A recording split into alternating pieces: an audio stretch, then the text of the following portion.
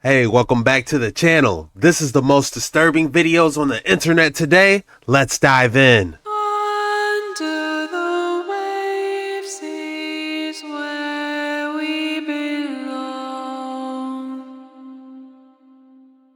A boy captures a mysterious ring-shaped object in the Rocky Mountains. Could it be a UFO or a portal? It's an alien. Oh my god, look at that. Why are you up there in the... It's an alien.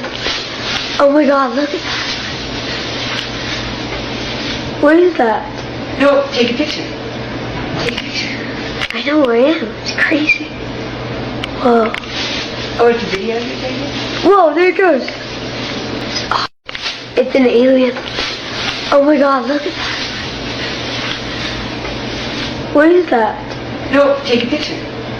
Take a picture. I know where I am. It's crazy. Oh, it's a video you're taking? This may be authentic footage. How he zooms in and out and it appears in and out just as he's zooming in. This might be an authentic UFO or UAP. What is it? Is the question.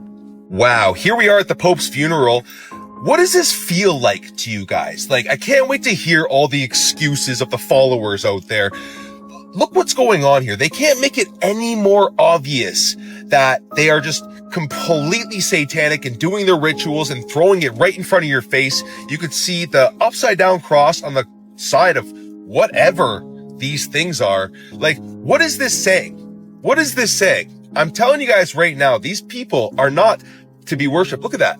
They're not to be worshipped. They are demonic. Wow, here we are at the Pope's funeral. It looked like it was an upside down cross with a rooster or a chicken inside of it. What does that even mean? They really did it. This guy snuck inside the Bohemian Grove and exposed everything on camera. Just like Ryan Garcia recently outed them, and he's had some more to say since then. The Bohemian Grove is a 2,700 acre encampment in the middle of the Redwood Forest just outside of Monterey, California, where members of the Bohemian Club, an invitation-only, men's-only group of the ultra-rich and powerful, meet up every July to hang out, drink a lot, just have a good old boys weekend out like they used to. And also decide the fate of the world through sacrificial ritualistic ceremonies they partake in. Now, the Bohemian Grove itself is not a rumor. It's 100% real, or at least it was. An infamous investigator by the initials of AJ snuck a hidden camera into the grove back in July of 2000 and recorded their entire ritual on tape. And when members of the club were confronted by the public about their strange practices, they just kind of brushed it off, saying, oh yeah, it's just a fun little boys getaway we do, you know, messing around and just having fun, hee hee. What's a little concerning is that these Grovers are not some artistic, free-loving hippies and nomads. They're Fortune 500 billionaires, CEOs, university directors, leading scientists, and people in positions of power. Even past politicians like Richard Nixon, the Bush family, Ronald Reagan, and Henry Kissinger are confirmed members. What are former presidents and even actors like Clint Eastwood doing taking part in red-hooded, fire-fueled mock sacrificial rituals in the middle of a forest? This is where it goes from kinda weird to just plain horrifying. So the main sort of attraction point at the Grove is the owl statue they perform their ceremony in front of. During the ritual, members light a ghastly... They really did it. This guy snuck inside the Bohemian Grove and exposed everything. Reminds me of that recent Pope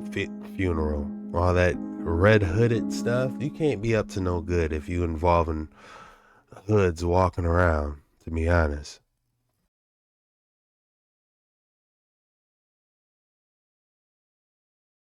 I can't remember where I came across this, but let me read it to you. It's an article about corpses made into marble, dead bodies transformed into solid stone by means of antiseptic gas. So Thomas Holmes claims to have perfected a process by which the human body can be petrified. He calls it antiseptic gas process of embalming. States that within a week after he tested on a petrified arm, now looks like a piece of marble. After the gas has been injected, the body will gradually solidify and turn white as marble, even the nails and hair.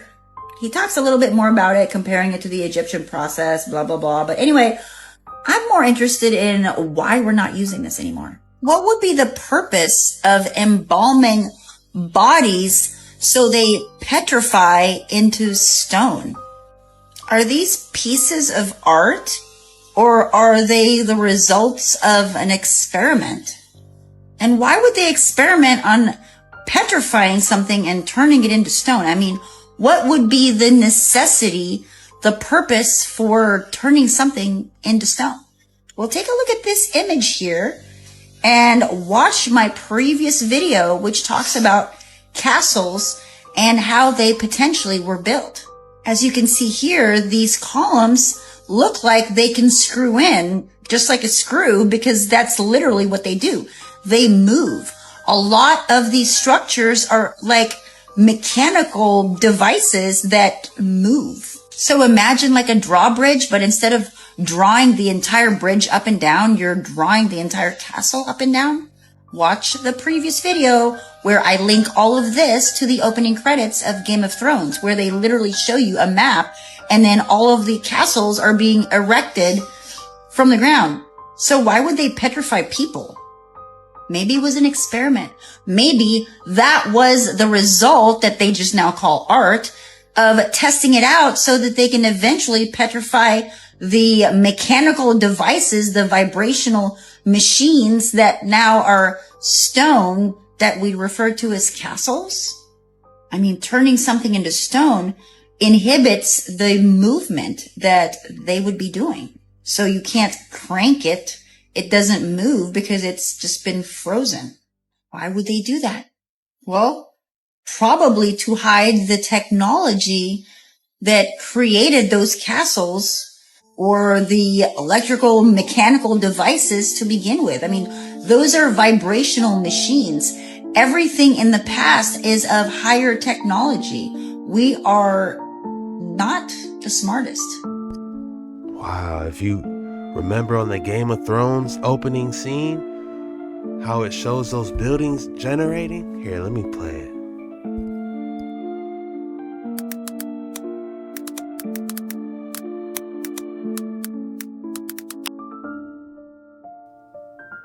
Right here, this is what she was referring to, how the castles possibly got built.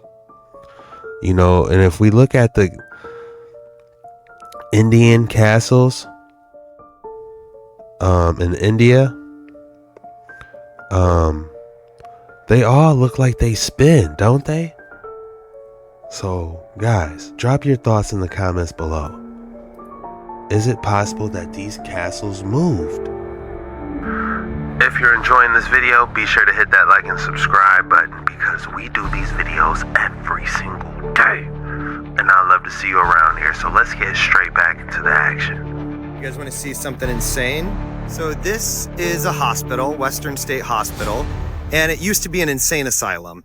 And before that, it used to be a different insane asylum. So before Washington State was a state, it was a territory. And there must have been a lot of very insane people here, because they built an insane asylum, they say, established 1871, that can house more than 800 insane patients. 800 beds, guys. And then that building got torn down and this one was put up. And it's like, okay, this just seems like a lot of work for the insane.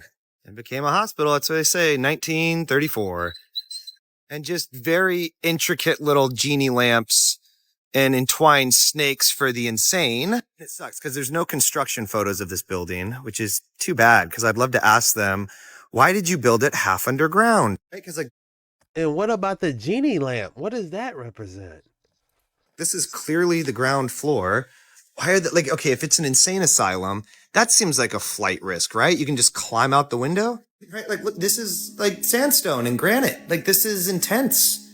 This is intense. And security guy here just kicked me out because you're not allowed to take photos of this place. And guys, here's just my question as I walk away from the insane asylum turned hospital. Do you guys know that 100,000 lobotomies were done on American citizens from 1900 to 1950? 500,000 people were locked up in insane asylums between 1900 and 1950. That's more than our homeless population now, adjusted for population. Isn't that fucking suspicious? Because here's my thought. The building's magnificent, and inside they're doing lobotomies and electric shock therapy. Some barbaric practices. If you go to modern hospitals now, they have MRI machines, and the buildings look like right? So you got space age technology and buildings, and then you have barbaric Dark Ages technology inside the most magnificent buildings. I'm only asking questions, but here's a question. Would it be possible that they lobotomized anybody who dissented from the narrative? Just a question, or locked them up in an insane asylum and shocked them till they were good boys and girls. Because you see, this is Fort Steilacoom. Here's some cannons. This is what I'd expect from the 1870s. Not this. I think these are feds coming to get mad at me. Dude, this guy out here is like running me off the road. He's so mad at me right now. Security guard. All right, there you go. Notice the dinky little stone wall that runs the perimeter. What a fucking building, guys. Insane. You guys want to see something insane? Shout out to Jonathan Davis Hutchings for Boots on the Ground, giving us that extraordinary look at that ancient building they're all lying to us about. For entertainment purposes, of course. Speaking of a genie lamp, what do we have here? You know, some mercury or something's inside there. You know? Yeah, there. Is it a blue flame? What is... Yep, how'd I know? Mercury. The light's gonna come on, of course.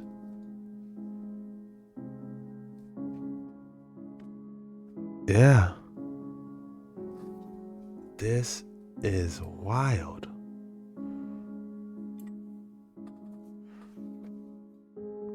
This is how they were able to power everything in the ancient days. They didn't use batteries, they had mercury spinning.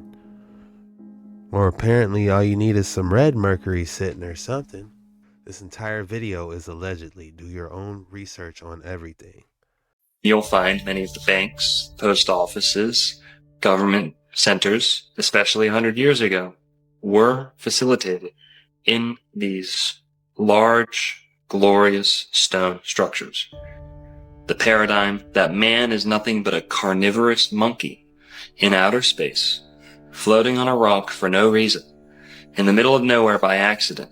And this all got kicked off 43 bajillion years ago on a Tuesday at 6 o'clock p.m. And they can determine this with their color star charts and moon dust and things like that, and just surviving by instinct, on par with an animal. Justification for any morals, ethics, no real pursuit of true happiness, no pursuit of harmony and understanding here on the earth. There's no spiritual accountability. There's no understanding of beauty. Well, on the other alternative, on this side, we have a purposeful creation, a purposeful design to not only the human being, but the entire earth, the laws of nature. No theories, only laws ingrained into existence, woven into the fabric of reality by the designer, the creator, not in a linear sense, not, back then, this many years ago or that. It doesn't work that way. This is the fabric of what we live in. There is a value placed on beauty. Why? Because God has a beautiful creation. In order to return the favor, mankind has an impulse to create beautiful things, to not only value beauty, to seek it out, to place a high emphasis on it. This is how the ancients maintained their ways of life. Metric, proportional laws of beauty. Are sold the story that these are alleged temporary buildings, all being built in record-breaking time for the purpose of a worldly gathering, a gathering to showcase new technology, or perhaps just taking credit for the old. With so many lights on display, one would only assume that power plants and electrical resources such as wiring and even electricians were widely available. However, during this time period, that wasn't the case at all. Therefore, how were these vast areas in the late 1800s able to light the evening sky? Like a modern-day theme park? Or was there a different method for harvesting energy? Now ask yourself, what part of these magnificent buildings look temporary? And most importantly, what part of these buildings look new? Or you can just believe these guys. It was all brand new. This is what they tell us. Meant to be temporary. So they use plaster of Paris and wood and all these other structures. And if you look at the pictures, that's not what you see. Massive masonry structures that look like what you see in Europe. They had these places like Chicago, Omaha, Portland, Seattle, Guatemala. They had them in Tasmania, Georgia, Louisiana, Ohio, Canada. Each one was magically populated by millions of people that came from all over the realm to participate in this event. So what they tell us in 9 months, from the moment they conceived of it to when it was built, it was 9 months of getting it all together. It was gigantic plate glass structure with fountains and trains, and that in the 1930s, that burnt down. So you show pictures of this Crystal Palace structure, which is massive. We have to move that, no problem. Oops, it burned down. Typically what happened to a lot of these World's Fair structures. You can erase it from history, people don't see it as a potential future. And I think that in itself is, for me, the moral of hiding history, about hiding the old world. Take existing infrastructure, build some little around it, and then when you're finished with your so-called fair, it gives you an excuse to tear everything down and nobody questions you. It's crazy to think that there weren't any electricians back in the day. What did they call people that worked on the top of the etheric buildings to generate the electricity for the World Fair? Ethertricians or something? I don't know. If you thought I didn't have an excellent specimen for you today, think again. Feast your eyes on this charming tourmaline slice from Madagascar. What exactly? A slice? Like they sliced it off of a geode? That is cool. It makes you think, what are these things? Like, what was it originally? Like, yeah, it's a geode, it's a tourmaline, but what originally was a tourmaline? What if it was like a petrified cherry? Ooh, if I had to name this piece, it would be Petrified Cherry.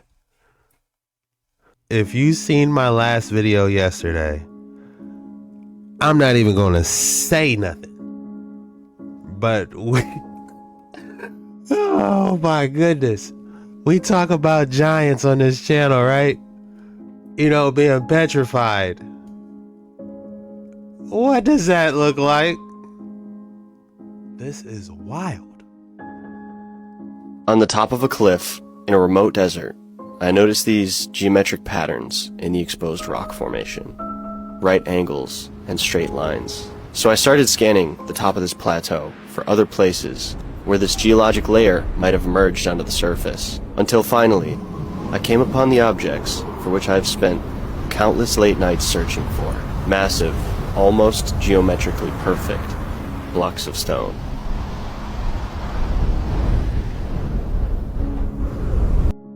At first glance, I think they're scales to something even bigger.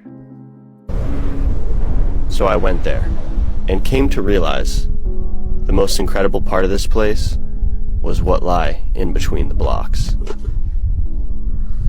and left me convinced that this might be the coolest thing I've ever found on Google Earth. All right, good afternoon. We have arrived at the bottom of this mesa, and I'm pretty sure those giant stone blocks are somewhere up there. And now we just gotta figure out how to get up there. I think I could take a path up those bentonite hills there on the left. What do you think, Tui?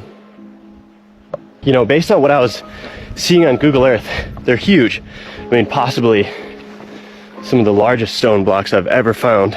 And what I don't know is how deep they are, how far down they actually go. And I'm very excited to find out.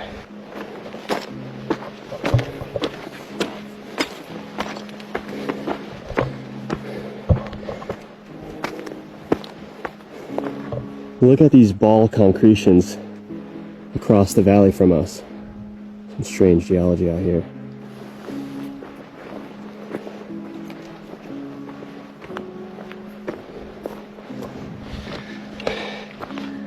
It could be scales of a dragon or skin cells of an even larger giant. This is the art of aftermath. Simon Berger doesn't just paint on glass, he fractures it Every tap of his hammer is a calculated risk. It's a confrontation between force and fragility. So it's not really portraiture. It's more forensic aesthetics. The ghost of an image revealed through trauma. He doesn't render faces, he autopsies them out of silence. In a world obsessed with perfection, Berger reminds us that beauty lives in what breaks. And I don't know how he does this, to be honest. I don't know if he has a underdrawing and he taps following the lines, but it doesn't matter. Because when you feel something at this level, it's working. And I think it's amazing.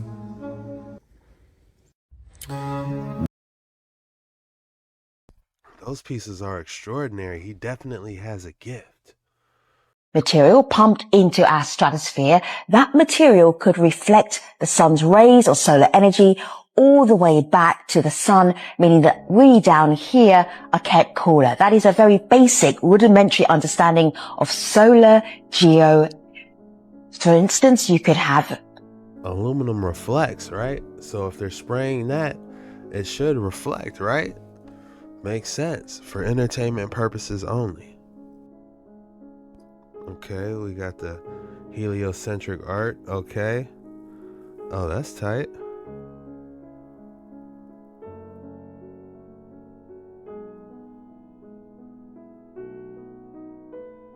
Interesting. Color and light are just vibration at a higher level. And so our program, if you show the frequency wheel, is also color-coded. Why do you like blue? Or why are you wearing pink today? And this is very common with people with attention deficit disorder. They love the color blue. Love the color blue. Their rooms are blue. Their clothes are blue. Their car is blue. When you ask them what's their favorite color, they point to my royal blue mouse pad and say, that's my favorite color. And when I look at their voice, they are low in the notes of D and D sharp, which are the colors of blue. If we were to take those notes, the note of D on the piano, and keep increasing its octaves, we would finally end up at a color called blue. And they surround themselves with blue. By giving them the frequency of blue by color, by giving it to them by sound, you know, down in what we call the D sharp range, finding what's missing in their voice there, by placing blue overlays over their work, it seems to unscramble their brain. It increases their comprehension dramatically. Attention deficit disorder in the kids I see is very easily controlled by the blue color frequency. We call it their blue frequency, which they get in sound. Blue overlays. They begin to replace the color blue in their energy fields. And that unscrambles the brain. I see a big problem with the color pink right now, which is related to EMF fields. Waveforms are very helpful, or they can be very harmful, and I think that's an important consideration. Men working around microwave all have decreased sperm counts and infertility problems. We've seen the cancer clusters located around the extremely low frequency waveform fields the government's been generating. And I think that the use of frequency is a double-edged sword. It could be used to help us as much as to hurt us. It's hard to counteract all the EMF fields we're exposed to. They're everywhere, and these waveforms are in the air. But by rebalancing your own unique frequency patterns and how you're responding to all of this, you're able to protect yourself a little bit more. And I think detoxing is going to be one of the biggest gifts that we get from the sound work. Another interesting aspect is in a healthy person, what you would see is kind of yellow all the way around the chart on all of the different levels.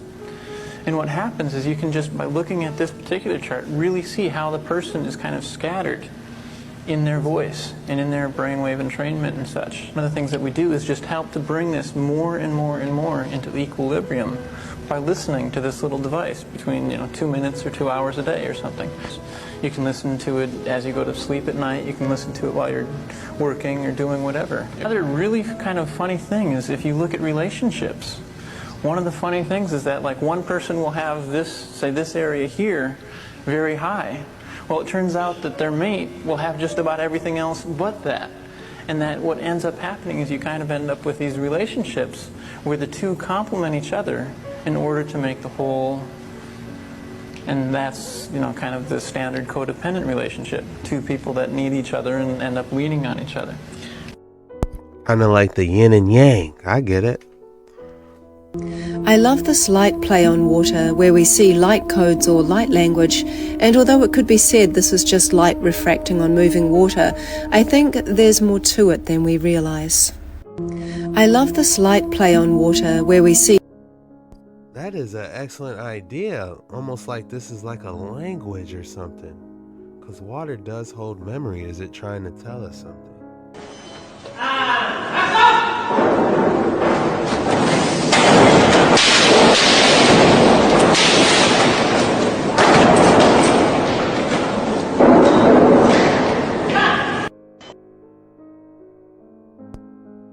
Now that's cinema.